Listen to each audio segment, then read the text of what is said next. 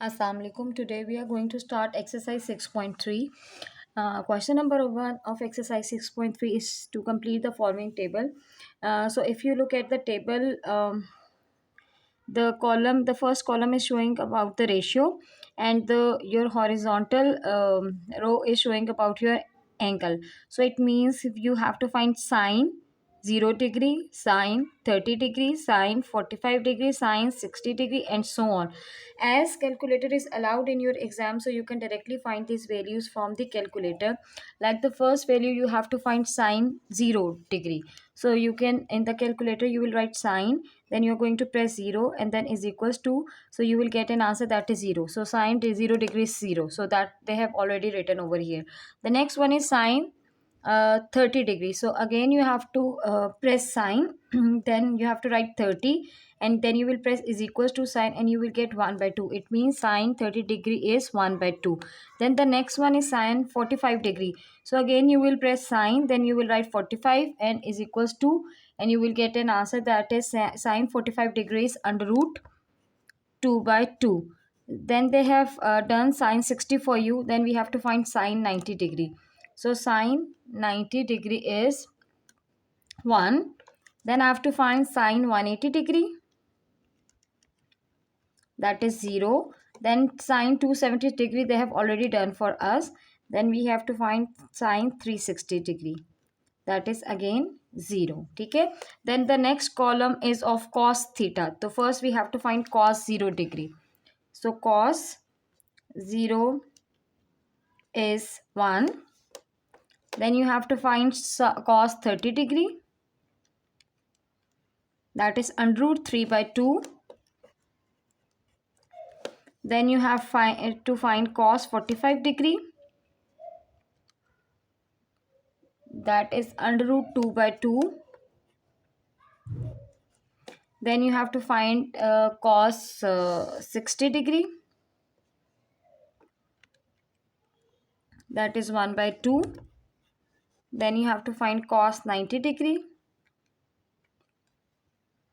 that is 0. Then they have already done cos 180 degree for you. Then we have to find cos 270 degree, that is 0. And the last one is cos 360 degree, that is again 1. Okay. Then we have tan. The first one is tan 0, which is equals to 0. The next one is, अब इसी तरह हमने tan 30 degree find करना है, तो हम tan और 30 calculator में लिखेंगे तो हमारे पास tan 30 डिग्री आ जाएगा. तो हम कैलकुलेटर में tan लिखेंगे, tan के बाद 30 लिखेंगे और इज इक्वल्स टू का बटन प्रेस किया तो अंडर रूट 3 बाई 3 आ गया. इसी तरह tan 45 उन्होंने आपके लिए कर दिया हुआ है. फिर tan 60 डिग्री फाइंड करना है तो कैलकुलेटर में tan और 60 लिखेंगे तो आपके पास आंसर आ जाएगा अंडर रूट 3. फिर आपके पास है tan 90 डिग्री, तो tan के आगे आपने 90 लिखा और इज इक्वल्स टू प्रेस किया तो मैथ एरर आ गया. जब मैथ एरर आ गया तो इट मीन्स ये अनडिफाइंड है, इन्फिनिटी है, तो इसे हमने इन्फिनिटी लिख दिया. इसी तरह आप tan 180 डिग्री लिखेंगे तो 0 आ जाएगा. फिर tan आप 270 डिग्री लिखोगे तो एरर आ जाएगा, इट मीन्स इन्फिनिटी है. और फिर tan 360 डिग्री लिखोगे तो आपके पास 0 आ गए. ये 3 मेन रेशियोज हम फाइंड कर सकते हैं कैलकुलेटर से. बाकी जो 3 रेशियोज है वो इसके रेसिप्रोकल हैं. तो जब रेसिप्रोकल फाइंड करना है तो हम रेसिप्रोकल ले लेते हैं. तो कोसिकेंट थीटा किसका रेसिप्रोकल है? साइन थीटा का रेसिप्रोकल है. ये उन्होंने पहले कोसिकेंट 0 ऑलरेडी कर दिया हुआ है. ठीक है. फिर हमें कोसिकेंट 30 डिग्री फाइंड करना है तो हम साइन का रेसिप्रोकल लेते जाएंगे. 2 बाय 1 है वो 2 हो गया. फिर ये अंडर रूट 2 बाय 2 है तो ये 2 बाय अंडर रूट 2 हो गया. फिर ये अंडर रूट 3 बाय 2 है तो ये 2 डिवाइड बाय अंडर रूट 3 हो गया. ये 90 जो साइन 91 था तो कोसिकेंट 90 आपके पास इसका रेसिप्रोकल 1 बाय 1 1 हो जाएगा. फिर उन्होंने कोसिकेंट 180 डिग्री इन्फिनिटी आपको ऑलरेडी करके दिया हुआ. फिर हमें कोसिकेंट 270 डिग्री फाइंड करना है तो हम साइन का रेसिप्रोकल ले लेंगे तो -1 बाय 1 -1 ही आता है. फिर उसके बाद हमें 360 डिग्री है, उसका साइन आपके पास 0 है तो इसका रेसिप्रोकल लेंगे. जब डिनोमिनेटर में कुछ भी नहीं होता तो 1 होता है, तो जब 0 बाय 1 का रेसिप्रोकल लोगे तो आपके पास आ जाएगा 1 बाय 0. और जब डिनोमिनेटर में 0 आ जाए तो वो इन्फिनिटी के इक्वल होता है, तो इसलिए इन्फिनिटी हो गया. इसी तरह सीकेंट जब हमने फाइंड करना है तो हम कॉस का रेसिप्रोकल लेते जाएंगे. तो 1 का रेसिप्रोकल 1 ही हो गया. अंडर रूट 3 बाय 2 का रेसिप्रोकल आपके पास 2/√3 हो गया। फिर इसी तरह आप कॉस का रेसिप्रोकल √2/2 का रेसिप्रोकल लोगे तो 2/√3 हो गया। फिर इसी तरह आप 1/2 का रेसिप्रोकल लोगे तो 2 ऑलरेडी जो उन्होंने लिखा हुआ था करेक्ट था। फिर हमने 0 का रेसिप्रोकल इन्फिनिटी होता है और इन्फिनिटी का रेसिप्रोकल 0 होता है, ये आप लोग याद कर लो। -1 का रेसिप्रोकल -1 ही होता है, because when there is nothing in denominator there is 1। और जब आपने इसका रेसिप्रोकल लिया तो आपके पास क्या आ गया 1/-1, तो वो किसके इक्वल होता है, -1 के ही इक्वल होता है। इसी तरह 0 का रेसिप्रोकल इन्फिनिटी हो गया, 1 का रेसिप्रोकल 1 हो गया। फिर हमने इधर कॉट फाइंड करना। कॉट किसका रेसिप्रोकल होता है, 10 का रेसिप्रोकल होता है, ठीक है। तो 0 का रेसिप्रोकल इन्फिनिटी हो गया। √3/3 का रेसिप्रोकल आपके पास 3/√3 होता है। तो यहाँ पे उन्होंने √3 लिखा हुआ है, तो एक ही बात है। तो आप 3/√3 लिखो या √3 लिखो, that is one and the same thing. वो मैंने किसी प्रीवियस क्वेश्चन में पूरा प्रोसीजर आपको कर भी दिखाया था, वो किस तरह आता है। फिर कॉट 45 डिग्री, हम 10 का रेसिप्रोकल ले लेंगे, 1 का रेसिप्रोकल 1 ही होता है। √3 का reciprocal when there is nothing in denominator there is 1, तो आपके पास क्या आ गया 1/√3। इन्फिनिटी का रेसिप्रोकल 0 हो गया, 0 का रेसिप्रोकल इन्फिनिटी हो गया, फिर इन्फिनिटी का रेसिप्रोकल 0 हो गया और 0 का रेसिप्रोकल इन्फिनिटी हो गया। Question number 2 of exercise 6.3 is evaluate the following. We have to find the value of different expressions given to us. This is the basic thing we should know, that the main three ratios are trigonometric ratios are sine theta, cos theta, and tan theta. Cosecant theta is reciprocal of sine theta. Secant theta is reciprocal of cos theta, and cot theta is reciprocal of tan theta. For example, if you need the values of cosecant theta, secant theta, cot theta, these values are not available in your calculator. So we are going to find the values of sine theta, and if we need the value for cosecant theta, we will take the reciprocal of it. And if you need the value of secant theta, we will find the ratio of cos theta, and we will take the reciprocal of it to find the secant theta. In the same way, if you need the value of cot theta, we are going to find the value of tan theta from the calculator, and we will take the reciprocal. So let's begin with the first part. In the first part, it is written sine 60 degree minus cos 30 degree. So you have to find sine 60 degree. So you will find with the help of calculator, you are going to write sine, then you are going to write 60, and you will press is equals to button, and you will get an answer that is √3/2. It means sine 60 degree is equals to √3/2. So in place of sine 60 degree, you will write the ratio √3/2. In the same way, you are going to find cos 30 degree, will write cos, then you will write 30, and you will get an answer that is √3/2. So again, in place of cos 30 degree, we are going to write its answer that is √3/2. So same two terms are subtracting from each other, so you will get an answer which is equals to 0. Okay. In the same way, the second part is you have to now find the value of this expression, and the first one is secant 45 degrees. So secant is not available in your calculator, but we know it ourselves that secant is a reciprocal of cos. So we are going to find the value of cos 45 degree from the calculator. So cos 45 degree is equals to √2/2, and actually we need the value for secant theta, so we will take reciprocal of it. So the reciprocal of √2/2 is 2 divided by √2. So the value of secant 45 degree will become 2 divided by √2. In the same way, you need the value of for cosecant 45 degree. So again, cosecant 45 degree is not available in your calculator. So we know it ourselves that cosecant is reciprocal of sine theta. So we will find the value of sine 45 degree. So sine 45 degree is equals to √2/2. So again, for cosecant, we will take reciprocal of it, and you will get an answer that is equals to 2 divided by √2. Then there is sign of minus, and then I need value for sine 30 degree. So with the help of calculator, I will find sine 30 degree, which will be equals to 1/2. So I am writing 1/2 in place of sine 30 degree, and then I need value for cos 60 degree. Again, you will find value for cos 60 degree from the calculator, and you will get an answer 1/2. So in place of cos 60 degree, I am putting its answer as 1/2. Now I have to solve it. 2 times 2 will become 4. When two same terms are multiplying, I can write it as a whole square. ठीक है. In the same way, 1 times 1 is 1 and 2 times 2 is 4. ठीक है. And now I can cancel out with this 2 with this 2, and you will get an answer 4 by 2 minus 1 by 4. When if two fractions are adding or subtracting, it is important that their denominator should be same, but the denominator is not over same over here, so I have to take out an LCM, and LCM of 4 and 2 is 4. It means I have to make the denominator 4. To make this 2 4, I will multiply 2 in the denominator as well as in the numerator. To 4 times 2 will become 8, and 2 times 2 will become 4. Now as the denominators are same, so I can solve the numerator. So 8 minus 1 will become 7, and denominator will remain the same 4. You cannot simplify it anymore. If you want to write in the mixed fraction, it's okay, but you can stop over here as well. In the third part again we have to evaluate this expression. तो अगर आप इस question में देखें तो theta आपका angle होता है बेसिकली, तो रेशियो के बाद जो भी चीज़ गिवन है वो एक्चुअली आपका थीटा एंगल होता है. तो यहाँ पे जो एंगल गिवन है वो रेडियन में गिवन है, बट एक्चुअली हम कैलकुलेटर से डिग्रीज में रेशियो फाइंड कर सकते हैं, हम रेडियन से रेशियो फाइंड नहीं कर सकते. तो हम पहले इस रेडियन को डिग्रीज में चेंज करेंगे और फिर हम कैलकुलेटर की हेल्प से जो है वो आंसर्स फाइंड करेंगे. रेडियन को डिग्रीज में चेंज करने के लिए हम पाई की जगह उसकी वैल्यू 180 पुट कर देंगे. तो यहाँ पे पाई है, हमने उसकी जगह वैल्यू 180 पुट कर दी. यहाँ पे भी पाई है तो उसकी जगह उसकी वैल्यू हमने 180 पुट कर दी. यहाँ पे भी पाई की जगह उसकी वैल्यू 180 पुट कर दी. यहाँ पे भी पाई की जगह उसकी वैल्यू 180 पुट कर दी. जब मैं पाई यहाँ पे 180 को 3 से डिवाइड करूँगी, आंसर 60 आ गया. यहाँ से भी 180 को 6 से डिवाइड करूँगी तो आंसर 30 आ गया.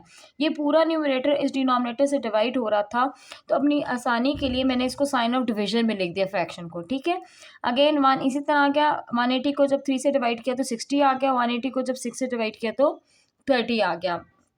अब नेक्स्ट पार्ट में जो है हमने वैल्यूज़ पुट करनी है with the help of calculator.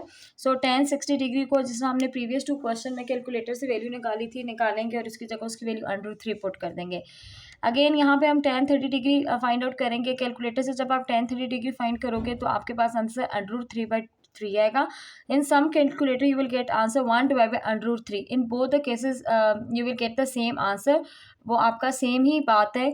आप बेशक √3/3 लिखो या बेशक आप 1 डिवाइड बाई √3 लिखो, वो one and the same thing. तो आप दोनों तरीके से सॉल्व करोगे वैल्यू से, you will get the same answer. So यहाँ पे 1 इसी तरह आ गया. tan 60 डिग्री √3 के इक्वल होता है और tan 30 डिग्री √3/3 के इक्वल होता है. आई होप कि आप सब लोग कैलकुलेटर से इजीली फाइंड कर सकते हो, उसमें कोई चीज़ ऐसी मुश्किल नहीं है. ठीक है, यहाँ पे फ्रैक्शन है तो हम इन फ्रैक्शन को तब तक सॉल्व नहीं कर सकते जब तक डिनोमिनेटर सेम ना हो. डिनोमिनेटर सेम करने के लिए हम एलसीएम लेते हैं. 1 there is nothing in denominator, there is 1. 3 और 1 का एलसीएम 3 आता है. 1 को 3 बनाने के लिए 3 हम डिनोमिनेटर में भी मल्टीप्लाई करेंगे, 3 हम न्यूमरेटर में भी मल्टीप्लाई करेंगे. तो 3 टाइम्स √3 इज 3 √3 और माइनस √3 इसी तरह आ गया. ठीक है, और ये 3 आपका डिनोमिनेटर आ गया. फिर साइन ऑफ डिवीजन इसी तरह आ गया. जब 2 सेम टर्म्स आपस में मल्टीप्लाई हो रही है तो we can write it as a whole square. And when there is nothing in denominator there is 1. 1 times 3 is 3. ठीक है, सो जब आप प्रीवियस क्लास में पढ़ चुके होंगे ग्रेड 8 में, जब 2 सर्ड्स होते हैं और हमने इनको सॉल्व करना होता है तो हम उनके कोफिशिएंट, अगर सर्ड्स की बेसिस सेम है तो हम उनके कोफिशिएंट्स को ऐड और सब्ट्रैक्ट कर सकते हैं. बिकॉज यहाँ पे सर्ड की बेसिस सेम है, तो यहाँ पे 3 है और यहाँ पे सर्ड का कोफिशिएंट कुछ भी नहीं है तो 1 है. तो 3 माइनस 1 क्या हो जाएगा 2 √3 और डिनोमिनेटर में 3 इसी तरह आ गया. फिर ये साइन ऑफ डिवीजन हमारे पास इसी तरह आ गया. 1 भी इसी तरह आ गया. √3 का स्क्वायर 3 होता है और डिनोमिनेटर में 3 इसी तरह आ गया. 3 3 से कट जाएगा और आपके पास सिर्फ क्या बच जाएगा 1. और हमें पता है कि 1 + 1 किसके इक्वल होता है, 2 के इक्वल होता है. ठीक है, उसके बाद हमारे पास साइन ऑफ डिवीजन है, उसको हम चेंज करेंगे मल्टीप्लिकेशन को में और रेसिप्रोकल ले लेंगे. हमें खुद से पता है जब डिनोमिनेटर में कुछ भी है तो उसका डिनोमिनेटर क्या है 1. हम जब इस साइन ऑफ डिवीजन को मल्टीप्लिकेशन में चेंज करेंगे तो 2/1/2 में के इक्वल हो जाएगा. अब ये 2 से कट गया और आपके पास जो सिर्फ बचा है दैट इज √3/3. ठीक है, अब √3/3 जो है वो किसके इक्वल होता है 1 डिवाइड बाई √3. और वो कैसे इक्वल होता है इसके मैं आपको तरफ कर दिखा देती हूँ. 3 के ऊपर √ और यहाँ पे डिनोमिनेटर में 3 है. √ को जब पावर में हटाए तो 1/2 हो जाता है और जब डिनोमिनेटर में जो 3 है इसकी पावर कुछ भी नहीं है तो 1 है. ठीक है, जब हम दोनों की सेम बेसिस है तो हम पावर को सॉल्व कर सकते हैं. तो जब मैं इस 3 को नीचे शिफ्ट करूँगी तो ऊपर 1 रह गया. यहाँ पे 1 पावर ऑलरेडी थी, ये +1/2 नीचे जाकर -1/2 हो जाएगा. और उसके बाद हम जब इसको सॉल्व करेंगे एलसीएम लेकर तो आपके पास 2 - 1 आ जाएगा. और इसको आप फर्दर सॉल्व करो 3 की पावर 1/2 दैट इज़ 1/2 1/√3, ठीक है। तो इस प्रोसेस से आपका जो √3/3 1/√3 के इक्वल होता है। यहाँ बेशक यहाँ पे भी स्टॉप कर जाओ तो इट्स फाइन। उसके बाद आपका फोर्थ पार्ट है। फोर्थ पार्ट में भी अगेन आपको एक्सप्रेशन गिवन है और इस एक्सप्रेशन को जो है आपने सॉल्व करके आंसर फाइंड करना है, ठीक है। यहाँ पे जो हमारे पास है cos square π/3 sin square π/3। It means cos के ऊपर भी स्क्वायर है, sin के ऊपर भी स्क्वायर है, तो हमने होल स्क्वायर कर लिख दिया, क्योंकि जब हम स्क्वायर ओपन भी करते हैं तो हम रेशियो पे अप्लाई करते हैं, थीटा पे अप्लाई नहीं करते, ठीक है। अब ये जो वैल्यूज़ है हमारे पास एंगल की, ये रेडियन में गिवन है, बट हमारे पास जो कैलकुलेटर में आंसर आता है वो डिग्रीज में आता है। तो हम इन रेडियंस को डिग्रीज में चेंज करेंगे और रेडियंस को डिग्री में चेंज करने के लिए हम पाई की जगह उसकी वैल्यू क्या पुट कर देंगे 180। तो 180 को 3 से डिवाइड करेंगे, यहाँ भी 180 को 3 से डिवाइड करेंगे। जब आपने 180 को 3 से डिवाइड किया तो आपके पास आंसर 60 डिग्री आ जाता है। अब with the help of calculator आप cos 60 डिग्री फाइंड कर सकते हो। वो किसके इक्वल होता है 1/2 के, और साइन 60 डिग्री इक्वल होता है √3/2 के। दोनों के ऊपर स्क्वायर था तो हम स्क्वायर अप्लाई कर देंगे। जब हम स्क्वायर अप्लाई करेंगे तो 1 का स्क्वायर 1 आ गया, 2 का स्क्वायर आपके पास 4 आ गया, √3 का स्क्वायर 3 आ गया और 2 का स्क्वायर आपके पास 4 आ गया। दोनों के डिनोमिनेटर सेम है, इट मीन्स कि आप न्यूमरेटर्स को सॉल्व कर सकते हो। तो 1 - 3 आपके पास क्या इक्वल हो जाएगा -2 के, और 2 और 4 दोनों सेम टेबल पे रिड्यूस होते हैं, 2 1 2 2 2 4। तो आपका जो फाइनल आंसर आ गया दैट इज -1/। अगेन जो आपका फिफ्थ पार्ट है, फिफ्थ पार्ट में आपके पास जो वैल्यूज़ गिवन है थीटा की वो सारी रेडियन में है। तो पहले हम इसको डिग्रीज में चेंज करेंगे। रेडियंस को डिग्री में चेंज करने के लिए हम पाई की जगह उसकी वैल्यू 180 पुट कर देंगे, ठीक है। तो 180 डिवाइड बाई 2 90 डिग्री हो गया, 180 डिवाइड बाई 3 60 डिग्री हो गया, फिर 180 डिवाइड बाई 2 90 डिग्री हो गया, 180 डिवाइड बाई 3 60 डिग्री हो गया। Now with the help of calculator जब आप साइन 90 डिग्री फाइंड करोगे तो उसका आंसर 1 आएगा। जब आप cos 60 डिग्री फाइंड करोगे तो आपका आंसर 1/2 आएगा। फिर माइनस साइन इसी तरह आ गया। जब cos 90 डिग्री आप कैलकुलेटर से फाइंड करोगे तो 0 आएगा, और जब आप फाइंड करोगे साइन 60 डिग्री तो आपका आंसर आ जाएगा √3/2, ठीक है। 1 × 1 1 हो गया। जब डिनोमिनेटर में कुछ भी नहीं है तो 1 है, 1 × 2 हो गया, तो ये मल्टीप्लाई होकर आपके पास जो आंसर आया क्या आ गया 1/2। 0 से कोई भी चीज़ मल्टीप्लाई होती है तो वो पूरी 0 हो जाती है, तो इसलिए पूरी 0 होगी, और किसी भी चीज़ से हम 0 माइनस करें तो इटसेल्फ वो आंसर होता है। तो इसका आंसर हमारे पास क्या आ गया 1/2। इसी तरह जो हमारा क्वेश्चन नंबर 3 है। क्वेश्चन नंबर 3 में हमें कहा गया है for theta is equal to π/6। उन्होंने कहा जो थीटा है वो π/6 के इक्वल है। हमें वेरीफाई करना है फॉलोइंग, लेफ्ट हैंड साइड को प्रूव करना है राइट हैंड साइड के इक्वल, ठीक है। तो फर्स्ट पार्ट में हमने पहले लेफ्ट हैंड साइड पे कर ली, लेफ्ट हैंड साइड पे हमारे पास है tan 2 थीटा, क्योंकि हमने वेरीफाई करना है for theta is equal to π/6। तो पाई की जगह हमने उसकी वैल्यू थीटा की जगह उसकी वैल्यू π/6 पुट कर दी। क्यों π/6 पुट की? क्योंकि क्वेश्चन में कहा था, अगर क्वेश्चन में कोई और वैल्यू कहा गया होता तो हम वो वैल्यू पुट करते। अब हम पाई जो है वो रेडियन में थीटा है और हमें जो एंगल चाहिए होता है वो डिग्रीज चाहिए होते हैं, तो हम इसको रेडियन में को डिग्रीज में चेंज करने के लिए पाई की जगह हम उसकी वैल्यू क्या पुट कर देते हैं 180। तो पाई की जगह हमने उसकी वैल्यू 180 पुट कर दी। अब 2 और 6 दोनों सेम पे टेबल पे रिड्यूस होता है, 2 1 टाइम इज 2, 2 3 टाइम इज 6, तो इसलिए आपके डिनोमिनेटर में सिर्फ 3 बच गया। जब आपने 180 को 3 से डिवाइड किया तो आपके पास आंसर 60 डिग्री आ गया। And with the help of calculator जब tan 60 डिग्री आप कैलकुलेटर से फाइंड करोगे तो आपके पास आंसर √3 आएगा। ये आंसर सिर्फ आपका लेफ्ट हैंड साइड का है। अभी हमने राइट हैंड साइड भी जो है वो क्या करनी है, फाइट करनी है। अब जो राइट हैंड साइड है, राइट हैंड साइड पे हमारे पास जो गिवन था हमने वो लिख दिया। अब यहाँ पे भी अगेन जो थीटा की जगह हम उसकी जगह वैल्यू पुट कर देंगे π/6, क्योंकि क्वेश्चन में गिवन था, ठीक है।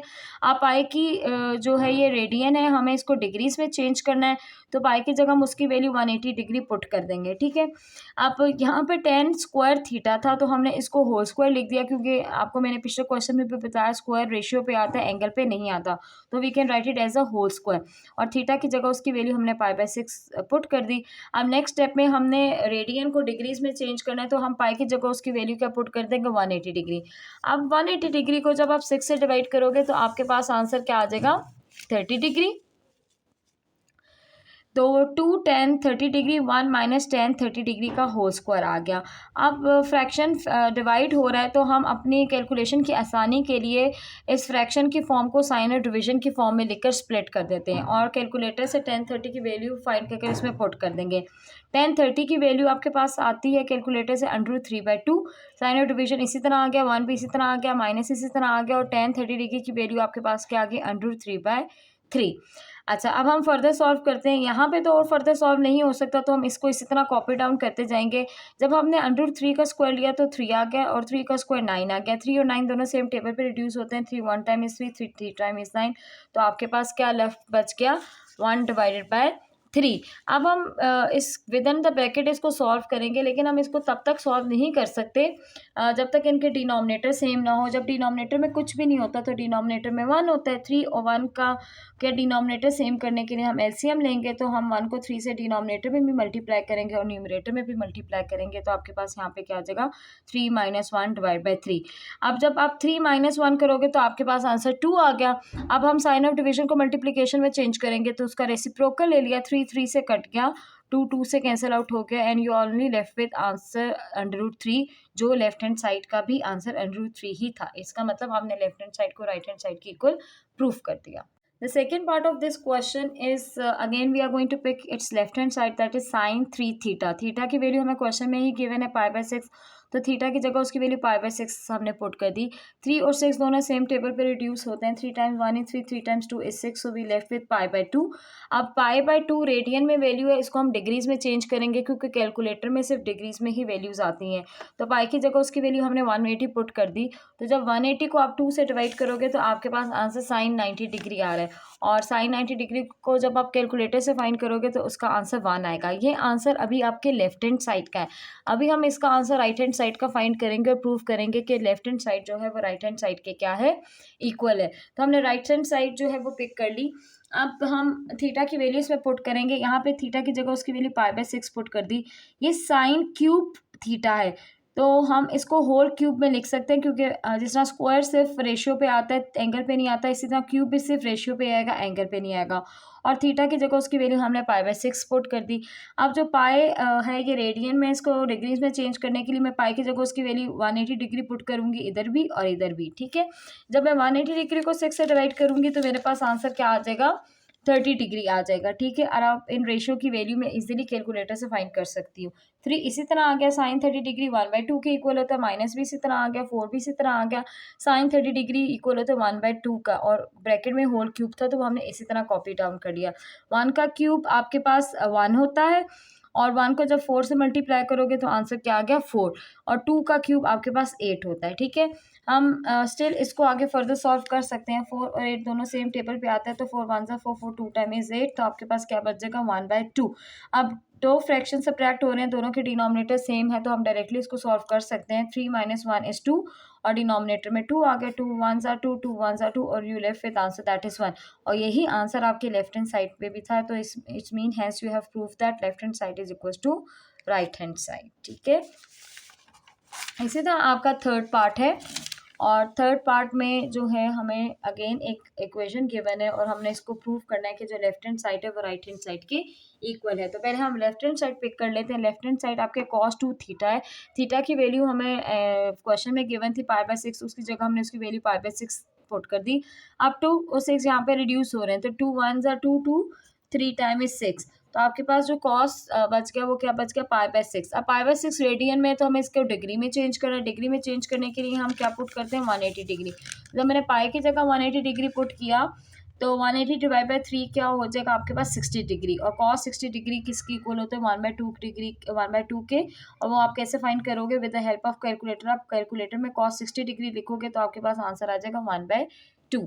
ठीक है, इसी तरह उसकी राइट हैंड साइड है, और राइट हैंड साइड है आपकी 1 - 2 साइन स्क्वायर थीटा। ठीक है, तो अगेन स्क्वायर है आपका रेशियो के ऊपर, तो हम होल स्क्वायर लिख देंगे। थीटा की जगह उसकी वैल्यू π/6 पुट कर देंगे। पाई की जगह उसकी वैल्यू हम 180 डिग्री पुट कर देंगे। 180 डिग्री को जब 6 से डिवाइड करेंगे तो आपके पास आंसर 30 डिग्री आ जाएगा। अब साइन 30 डिग्री हम इजीली कैलकुलेटर से फाइंड कर सकते हैं, तो हमने जब फाइंड किया तो हमारे पास आंसर 1/2 आ गया। अब इस ब्रैकेट के ऊपर स्क्वायर था, इट मीन्स ये स्क्वायर पूरी ब्रैकेट के ऊपर है, तो जब आप 1 का स्क्वायर लोगे तो आपके पास 1 आ गया। जब आप 2 का स्क्वायर लोगे तो आपके पास आंसर 4 आ गया। 2 और 4 दोनों सेम टेबल पे रिड्यूस होते हैं. 2 1 time is 2, 2 2 time is 4 and you just left with 1/2. अब मुझे इनको सॉल्व करना आपस में, तो फ्रैक्शन है, हम तब तक सॉल्व नहीं कर सकते जब तक इनके डिनोमिनेटर सेम ना हो. जब डिनोमिनेटर में कुछ भी नहीं है तो डिनोमिनेटर में 1 है. 1 को 2 बनाने के लिए 2 हम डिनोमिनेटर में भी मल्टीप्लाई करेंगे और न्यूमरेटर में भी मल्टीप्लाई करेंगे. सो 1 टाइम्स 2 2 हो गया और डिनोमिनेटर एट वंस लिख सकते हैं क्योंकि डिनोमिनेटर सेम है. और 2 - 1 का आंसर आपके पास 1 आ गया. 1/2 आंसर आ गया और 1/2 ही आंसर आपके लेफ्ट हैंड साइड का था. In the fourth part again we have to prove left hand side is equals to right hand side. Right hand side already solved है 1 के इक्वल है, तो इट मीन्स हमने लेफ्ट हैंड साइड को 1 के equal proof करना है. So we pick left hand side. Secant square theta था तो इट मीन्स स्क्वायर हम पूरे रेशियो के ऊपर अप्लाई कर सकते हैं और थीटा की जगह उसकी वैल्यू हमने π/6 पुट कर दी. इसी तरह tan स्क्वायर थीटा था तो स्क्वायर हम पूरे रेशियो पे अप्लाई कर सकते हैं और थीटा की जगह उसकी वैल्यू हमने π/6 पुट कर दी. ठीक है, तो हमें अब एंगल रेडियन में गिवन है, इसको हमने डिग्रीज में चेंज करना है, तो पाई की जगह उसकी वैल्यू हमने 180 डिग्री पुट कर दी. और जब हमने 180 डिग्री को 6 से डिवाइड किया तो आंसर सीकेंड 30 डिग्री आ गया. इसी तरह पाई की जगह उसकी वैल्यू 180 डिग्री पुट कर दी. 180 डिग्री को 6 से डिवाइड किया तो उसकी वैल्यू क्या आ गई, 30 डिग्री आ गई. सीकेंड 30 डिग्री हम फाइंड नहीं कर सकते पर हम इसका रेसिप्रोकल फाइंड कर सकते हैं. कॉस की वैल्यू फाइंड कर सकते हैं, तो हम कॉस 30 डिग्री फाइंड करेंगे. उसका आंसर हमारे पास आता है √3/2. तो उसका जो रेसिप्रोकल लेंगे 2/√3 वो सीकेंड 30 का आंसर होगा. इसी तरह tan 30 डिग्री तो आप डायरेक्ट कैलकुलेटर से निकाल सकते हैं. जब आपने निकाला तो आंसर आपके आ गया √3/3.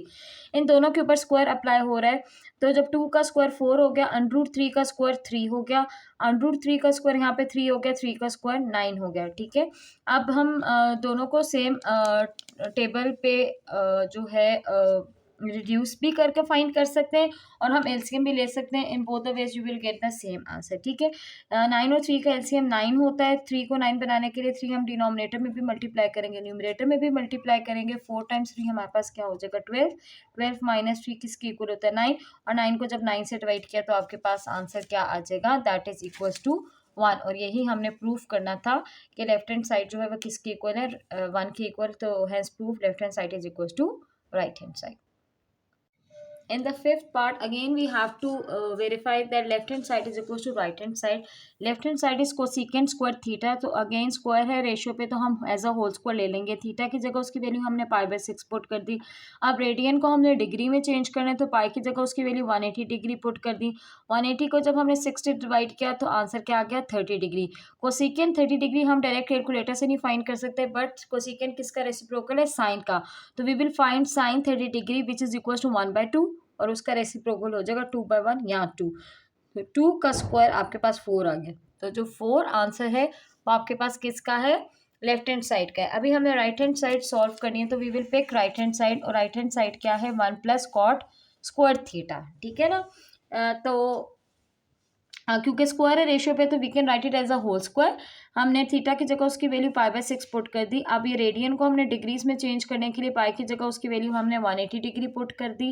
ठीक है, 180 डिग्री को जब हमने 6 से डिवाइड किया तो आपके पास आंसर 30 आ गया. अब cot 30 डिग्री आप कैलकुलेटर से नहीं फाइंड कर सकते, लेकिन cot किसका रेसिप्रोकल है, tan का. तो हम tan 30 डिग्री फाइंड करेंगे. tan 30 डिग्री √3/3 होता है तो cot उसका क्या है, रेसिप्रोकल. तो आपके पास cot 30 डिग्री आ जाएगा 3/√3. अब ये जो स्क्वायर है ये ब्रैकेट के ऊपर दोनों नंबर्स पे अप्लाई हो रहा है. 3 का स्क्वायर आपके पास क्या हो जाएगा, 9.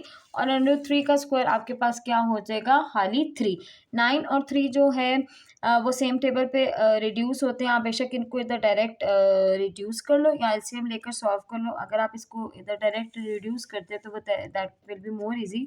3 × 1 is 3 एंड 3 × 3 is 9. तो आपके पास सिर्फ क्या बच गया, 1 + 3 और वो किसके इक्वल है, 4 के इक्वल है. और यही आपकी लेफ्ट हैंड साइड भी थी. तो hence you have proof left hand side is equal to right hand side. Question number 4 is to write value of theta for the following ratio. अब हमें थीटा की वैल्यू फाइंड करनी है, it means angle की value find करनी है. Question number 1 में आपको गिवन है sine theta is equal to √2/2. हमें थीटा की वैल्यू फाइंड करनी है. थीटा के साथ साइन एक्स्ट्रा है, इट मीन साइन को हम अदर साइड पे शिफ्ट करेंगे. जब साइन को हम अदर साइड पे शिफ्ट करेंगे तो वो चेंज हो जाएगा साइन इनवर्स में. ठीक है, अब साइन इनवर्स √2/2 हम कैलकुलेटर से फाइंड कर सकते हैं. तो इनवर्स फाइंड करने के लिए you will press shift and then you will press the button of sine, so you will get sine inverse and then I will write whatever I need, that is √2 divided by 2 bracket close, and under root is just with numerator, divided by 2, bracket close, and you will get an answer which is equals to 45 degree. So it means sine inverse under root 2 by 2 is equals to 45 degree. Then the second part is cosecant theta is equals to -1. So cosecant का inverse I cannot find with the help of calculator, but I know cosecant is equals to 1 divided by sine theta. So I have just replaced cosecant with its reciprocal, that is 1 divided by sine theta. यहाँ पे sine theta divide हो रहा है, other side पे जाकर multiply हो जाएगा, और जब साइन थीटा -1 से मल्टीप्लाई होगा, so you will get minus sine theta. ठीक है, because we need a positive ratio, so I will shift minus sin theta to the other side, so you will get plus sin theta, and plus 1 to the other side you will get -1. ठीक है, now with theta sine is extra, so I will shift sine to the other side. Here it is sine, on the other side it will change into sine inverse. Now I will find sine inverse -1 with the help of calculator. So I will press shift, the button of sine, I will get sine inverse, then I will put -1 over here, and I will get an answer which is equals to -90 degree. तो जब भी आपके पास answer negative में आ जाए तो हम उसको positive में लिखने के लिए +360 डिग्री करते हैं. +360 क्यों करते हैं? क्योंकि एक कंप्लीट क्वाड्रेंट में 360 डिग्री होती है. यहाँ आपका क्वाड्रेंट है ना, यहाँ से एंगल स्टार्ट हुआ तो कंप्लीट होते होते पूरा उसने कंप्लीट रोटेशन लिया. और कितने डिग्री एंगल लिया?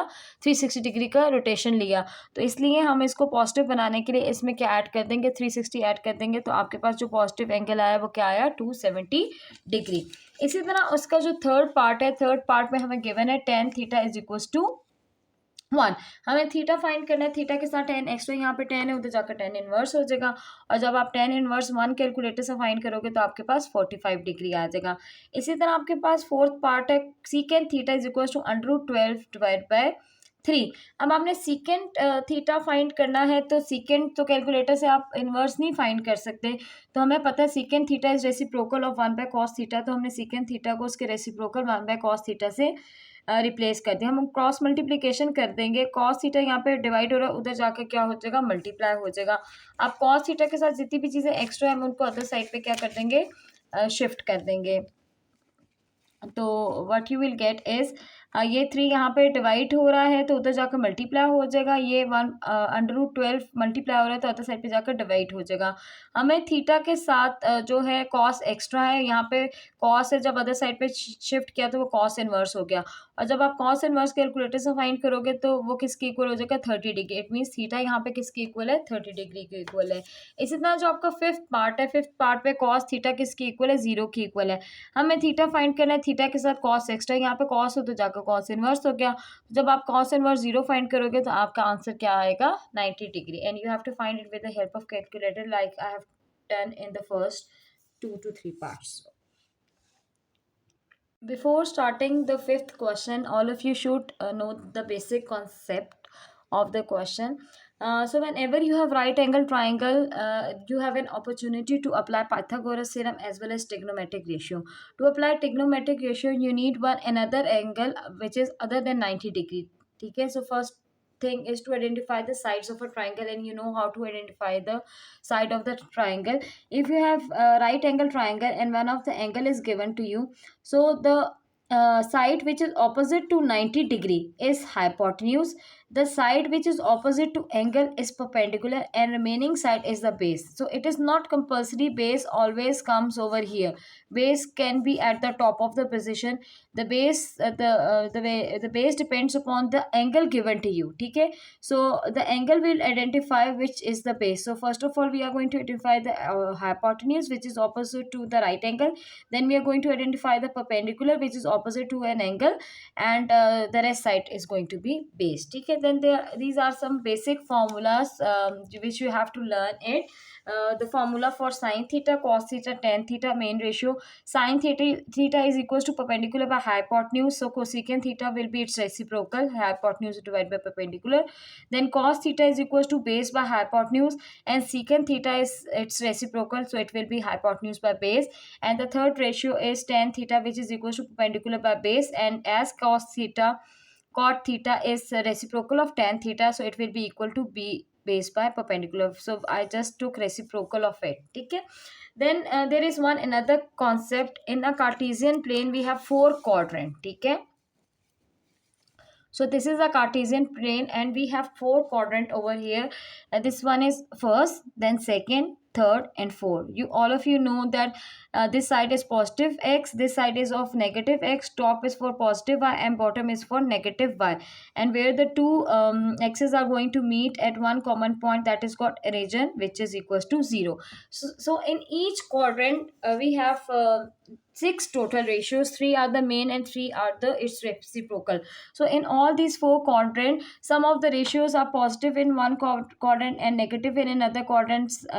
So you can see the four quadrant and you can see all the ratios are having different signs in the fourth quadrant. So how to memorize in which quadrant the which ratio is positive and in which quadrant which ratio is negative, there is a little tip. So you have to memorize if on just only one sentence, which is all students take coffee. अगर आप सिर्फ इस एक sentence को याद कर लोगे तो आपके लिए आइडेंटिफाई करना बहुत आसान हो जाएगा कि किस क्वाड्रेंट में कौन सा जो रेशियो है वो पॉजिटिव है और कौन सा रेशियो नेगेटिव है. अब आपने एक चीज़ ये याद रखनी है कि हर क्वाड्रेंट में एक मेन रेशियो पॉजिटिव होगा, बाकी दो मेन रेशियो नेगेटिव होंगे. और जो सलूक हम मेन रेशियो के साथ करते हैं वही साइन जो है वो उसके रेसिप्रोकल रेशियो के साथ अलॉट हो जाता है. तो first all students take coffee, all first quadrant, student second quadrant, take means third quadrant, coffee means fourth quadrant. अगर आप all का मतलब है कि फर्स्ट वाले में सारे के सारे रेशियो जो है ना वो टेक्नोमेट्रिक पॉजिटिव होंगे, चाहे वो कोई भी रेशियो हो. तो फर्स्ट वाले में आप देखो अगर जितने भी मैंने 6 के 6 रेशियो लिखे हुए वो सारे के सारे क्या है पॉजिटिव है. फिर सेकेंड है स्टूडेंट्स का इनिशियल के एस से कौन सा मेन रेशियो स्टार्ट होता है साइन. तो इट मीन साइन थीटा और उसका रेसिप्रोकल पॉजिटिव होगा, बाकी जो 4 के 4 रेशियोज हैं वो सारे क्या हो जाएंगे नेगेटिव हो जाएगा. तो आप इस तरह देखोगे ऑल स्टूडेंट, सेकेंड में स्टूडेंट्स हैं तो एस से आपका कौन सा रेशियो स्टार्ट होता है मेन साइन थीटा. तो इट मीन सेकेंड क्वाड्रेंट में साइन थीटा और उसका रेसिप्रोकल कोसेकेंड थीटा पॉजिटिव होगा, बाकी जितने के जितने फोर्स हैं रेशियोज हैं वो सारे क्या हो जाए नेगेटिव हो जाएंगे. तो थर्ड क्वाड्रेंट टेक, टी से कौन सा मेन रेशियो स्टार्ट होता है टेन थीटा. तो इट मीन्स टेन थीटा और उसका रेसिप्रोकल कॉट थीटा वो पॉजिटिव होंगे, बाकी 4 के 4 क्या होंगे नेगेटिव होंगे. इसी तरह फोर्थ वाले में क्या है कॉफ़ी. तो कॉफ़ी से कौन सा मेन रेशियो स्टार्ट होता है कॉस थीटा. ठीक है, कॉस थीटा और उसका रेसिप्रोकल सीकेंड थीटा पॉजिटिव होगा, बाकी 4 के 4 जो है वो क्या होंगे नेगेटिव होंगे. और ये चीज़ आपने याद रखनी है कि हर क्वाड्रेंट में दो रेशियो आपके पॉजिटिव है, बाकी जो 4 हैं वो क्या है नेगेटिव हैं. और जो साइन हमारा मेन रेशियो के साथ होगा उसके रेसिप्रोकल के साथ वही हमारा साइन होगा. So now we can start question number 5. And in question number 5 the word problem is given to us and it is written if the terminal ray of theta is in first quadrant. So they have mentioned the quadrant. With the help of this quadrant we are going to allot the sign to the trigonometric ratio. So first quadrant क्या था all में सारे के सारे trigonometric ratio क्या थे positive. It means इस question में हम जितने भी trigonometric ratio find करेंगे वो सारे उनका sign क्या होगा positive होगा. और क्या information given है and cos theta is 1/2. then find the remaining trigonometric ratio of cos theta. Total 6 होते हैं, 6 में से कॉस गिवन है 5 हमने फाइंड करने. ठीक है, तो हमें खुद से पता है कि कॉस थीटा किसके इक्वल होता है बेस बाय हाइपोटेन्यूज के इक्वल. तो कॉस थीटा की वैल्यू क्या गिवन है 1/2, वो किसके इक्वल होता है बेस बाय हाइपोटेन्यूज के इक्वल. तो इससे पता चला बेस की वैल्यू क्या है 1 है और हाइपोटेन्यूज की क्या वैल्यू है 2 है. तो बेस की वैल्यू 1 गिवन है, हाइपोटेन्यूज की वैल्यू 2 गिवन है और हमें क्या फाइंड करना है परपेंडिकुलर फाइंड करना है. बिकॉज ये राइट एंगल ट्राइंगल है तो राइट एंगल ट्राइंगल में हम पाइथागोरस थ्योरम अप्लाई कर सकते हैं. आई होप ये आपने किया होगा. तो पाइथागोरस थ्योरम क्या है, हाइपोटेन्यूज का square is equal to sum of other two side. तो यहाँ पे हाइपोटेन्यूज क्या है 2 है, उसका स्क्वायर किसके इक्वल होगा sum of other two sides that is 1 square plus P square. ठीक है, तो हम इसको सॉल्व करेंगे. 2 का स्क्वायर क्या हो गया 4, 1 का स्क्वायर क्या हो गया 1 और पी स्क्वायर इसी तरह आ गया. यहाँ पे +1 है उधर जाके क्या हो जाएगा -4, 4 - 1 आपके पास 3 हो जाता है. पी स्क्वायर की वैल्यू 3 आ गई, बट हमें वैल्यू पी की चाहिए थी. So we took under root on both side, square under root से कट कर पी की वैल्यू के आगे अंडर रूट थी. अब आपके पास पी की वैल्यू भी है, आपके पास बेस की वैल्यू भी है 1 और आपके पास हाइपोटेन्यूज की वैल्यू भी 2 और आपको सारे ट्रिग्नोमेट्रिक रेशियोज के फॉर्मूलाज भी याद है. So you are going to just put the values and get an answer. So sine theta में खुद से पता है परपेंडिकुलर बाय हाइपोटेन्यूज के इक्वल होता है. परपेंडिकुलर की वैल्यू √3, हाइपोटेन्यूज की वैल्यू 2. कोसिकेंट थीटा उसका रेसिप्रोकल होता है, तो √3/2 किसकी चेंज हो जाएगा, 2/√3। कॉस थीटा की वैल्यू हमें क्वेश्चन में दी हुई है 1/2, तो सीकेंट थीटा उसका रेसिप्रोकल होता है और 1/2 का रेसिप्रोकल 2 आ गया। और टेन थीटा का भी फॉर्मूला हमें पता है, परपेंडिकुलर बाय बेस, और परपेंडिकुलर की वैल्यू √3 है, बेस की वैल्यू 1 है, तो कॉट थीटा उसका रेसिप्रोकल होता है, तो टेन थीटा का रेसिप्रोकल लिया 1/√3, वो कॉस थीटा की वैल्यू आ गई। अब हमने साइन अलॉट करने, sign depends upon the quadrant in which the theta lies, ठीक है। तो थीटा किस क्वाड्रेंट में लाई कर है, थीटा फर्स्ट क्वाड्रेंट में लाई कर है, और फर्स्ट क्वाड्रेंट में अभी मैंने जो आपको कॉन्सेप्ट एक्सप्लेन किया था, ऑल स्टूडेंट्स टेक कॉफी, तो ऑल फर्स्ट क्वाड्रेंट में आता है, और ऑल का मतलब सारे टिग्नोमेट्रिक रेशियो पॉजिटिव है, तो ये सारे के सारे क्या हो जाएंगे, positive. There is no need to write any sign over here, because जब साइन कुछ भी नहीं है तो इट मीन्स कि वो साइन पॉजिटिव है। Question number 6 is, if terminal ray of theta is in second quadrant and cosecant theta is 2, तो उन्होंने बताया कि जो थीटा है वो सेकेंड क्वाड्रेंट में है, तो ऑल और क्या था, स्टूडेंट्स, तो ऐसे कौन सा रेशियो स्टार्ट हो रहा है, साइन थीटा और उसका रेसिप्रोकल कोसिकेंट थीटा पॉजिटिव होंगे, बाकी जितने के जितने हैं वो सारे क्या होंगे, नेगेटिव होंगे। और एक इन्फॉर्मेशन क्या दी है, कोसिकेंट थीटा 2 के इक्वल, और हमें इस एक्सप्रेशन का आंसर फाइंड करना है। तो जो गिवन है उसको हम पिक करते हैं। कोसिकेंट थीटा अगर 2 के इक्वल है तो कोसिकेंट किसका रेसिप्रोकल है, साइन थीटा का, तो साइन थीटा की वैल्यू क्या हो जाएगी, कोसिकेंट का रेसिप्रोकल लेंगे, when there is nothing in denominator there is 1, 2/1 का रेसिप्रोकल क्या हो जाएगा, 1/2, तो ये साइन थीटा की वैल्यू है। तो साइन थीटा हमें खुद से पता है कि परपेंडिकुलर बाय हाइपोटेन्यूज होता है, इससे पता चला कि परपेंडिकुलर की वैल्यू 1 है और हाइपोटेन्यूज की वैल्यू 2 है, और बेस की वैल्यू अननोन है, हमने फाइंड करना है, तो हम with the help of Pythagoras theorem base की वैल्यू फाइंड कर सकते हैं। हमें पता है कि हाइपोटेन्यूज का स्क्वायर किसके इक्वल होता है, sum of square of other two sides, ठीक है। तो हमने वही पाइथागोरस थ्योरम अप्लाई किया, हाइपोटेन्यूज की जगह उसकी वैल्यू, परपेंडिकुलर की जगह उसकी वैल्यू, 2 का स्क्वायर 4 हो गया, 1 का स्क्वायर 1 था, जब उधर शिफ्ट हो गया राइट हैंड साइड में तो +1 -1 में चेंज हो गया, 4 - 1 3 की इक्वल होता है, बी की वैल्यू चाहिए, so we took √2 on both side, तो बी की वैल्यू क्या, √3 आ गई।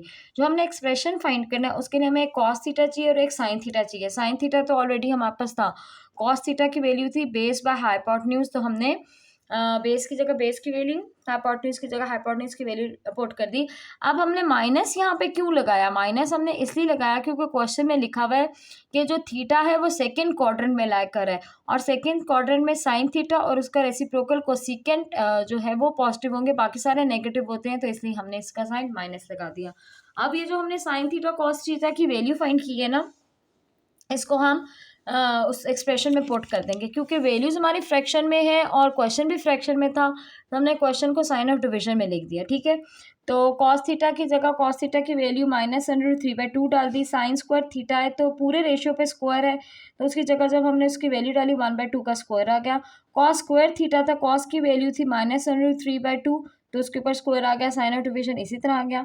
इसी तरह यहाँ पे साइन थीटा की वैल्यू आ गई, ऊपर स्क्वायर आ गया, और कॉस थीटा की वैल्यू आ गई, उसके ऊपर स्क्वायर आ गया, क्यों, क्योंकि रेशियो के ऊपर स्क्वायर था, इस वजह से, ठीक है। अब 1 का स्क्वायर 1 होता है, 2 का स्क्वायर 4, -√3 का स्क्वायर जो है वो 3 होता है, 2 का स्क्वायर 4 होता है, फिर 1 का स्क्वायर 1, 2 का स्क्वायर 4, माइनस का स्क्वायर प्लस हो गया, 1 2 3 का स्क्वायर 3 हो गया, 2 का स्क्वायर 4 हो गया, ठीक है। सबसे पहले हम वो चीज़ सॉल्व करते हैं जो विद इन द ब्रैकेट होती है, with in the bracket denominator same है तो हम न्यूमरेटर को एट वन सॉल्व कर सकते हैं।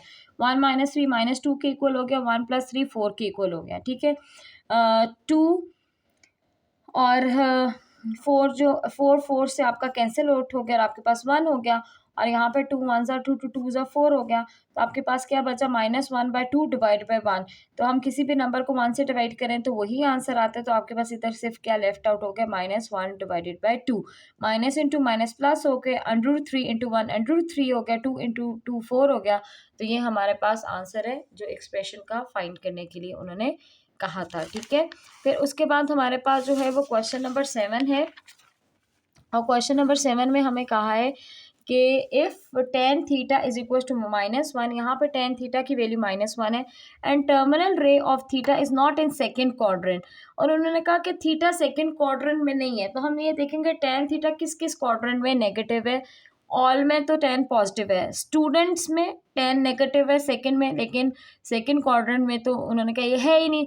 फिर टेक थर्ड क्वाड्रेंट आपका कौन सा, टेक 3 का थर्ड क्वाड्रेंट में 10 पॉजिटिव होता है, तो इसलिए ये भी नहीं होता सकता। तो फोर्थ कॉस कॉफ़ी, और स्टूडेंट्स टेक कॉफ़ी, तो फोर्थ क्वाड्रेंट में आपका कॉस थीटा और उसका रेसिप्रोकल सीकेंड थीटा पॉजिटिव होते हैं, बाकी सारे नेगेटिव होते हैं। इट मीन्स ये जो थीटा है वो फोर्थ क्वाड्रेंट में लाई कर रहा है। हमने कंडीशंस को देखकर ये रिकग्नाइज किया कि थीटा किस क्वाड्रेंट में जो है वो लाई कर रहा है, उसके अकॉर्डिंग हम रेशियो के साइंस लगाएंगे। Then find the remaining trigonometric ratio. Tan theta की वैल्यू गिवन थी -1, तो when there is nothing in denominator there is 1। तो टेन थीटा का फॉर्मूला क्या है, perpendicular divide by base.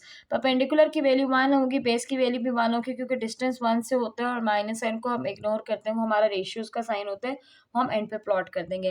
Perpendicular की वैल्यू गिवन है, बेस की वैल्यू गिवन है, हाइपोटेन्यूज की वैल्यू नहीं गिवन, तो हाइपोटेन्यूज हम इजीली फाइंड कर सकते हैं with the help of Pythagoras theorem. तो हम पाइथागोरस थ्योरम अप्लाई करेंगे, हाइपोटेन्यूज का square is equal to sum of square of other two side. Base की वैल्यू 1 है, परपेंडिकुलर की वैल्यू 1 है, 1 का स्क्वायर 1 हो गया, फिर 1 का स्क्वायर 1 हो गया, 1 + 1 2 हो गया, और दोनों साइड पे अंडर रूट लिया, तो हमारे पास जो है हाइपोटेन्यूज की वैल्यू √2 आ गई। अब हमारे पास हाइपोटेन्यूज की वैल्यू भी, परपेंडिकुलर की वैल्यू भी है, बेस की वैल्यू भी है, तो हम इजीली ट्रिग्नोमेट्रिक रेशियो फाइंड कर सकते हैं। हमें खुद से पता है कि जो साइन थीटा है वो किसके इक्वल होता है, परपेंडिकुलर बाय हाइपोटेन्यूज। हमने परपेंडिकुलर की जगह उसकी वैल्यू, हाइपोटेन्यूज की जगह उसकी वैल्यू पुट कर दी। कोसेकेंट थीटा उसका रेसिप्रोकल होता है, तो 1/√2 का रेसिप्रोकल √2 होता है, ठीक है। फिर उसके पास कॉस थीटा का फॉर्मूला हमें पता है, बेस बाय हाइपोटेन्यूज होता है, बेस की जगह उसकी वैल्यू, हाइपोटेन्यूज की जगह उसकी वैल्यू पुट कर दी। सीकेंट थीटा उसका रेसिप्रोकल होता है, तो 1/√2 का रेसिप्रोकल √2 होगा। उसके बाद टेन थीटा हमें गिवन था -1, और कॉट थीटा उसका रेसिप्रोकल जो है when there is nothing in denominator there is 1, तो आपके पास क्या हो जाएगा, 1/-1, वो भी -1 के ही इक्वल है। अब हमने साइंस जो मैंने ये कैसे यहाँ पे प्लेस किए हैं, हमने क्या आइडेंटिफाई किया था, जो थीटा है वो फोर्थ क्वाड्रेंट में, और फोर्थ क्वाड्रेंट में कॉस थीटा और उसका रेसिप्रोकल पॉजिटिव होंगे, बाकी सारे नेगेटिव होंगे, इसलिए मैंने साइन थीटा और कोसिकेंट थीटा के साथ खुद माइनस साइन लगा दिया, और कॉस थीटा और सीकेंट थीटा तो पॉजिटिव हो रहे थे और यहाँ पे भी माइनस साइन लग गया, और हमारे 6 के 6 ट्रिग्नोमेट्रिक रेशियोस आ गए।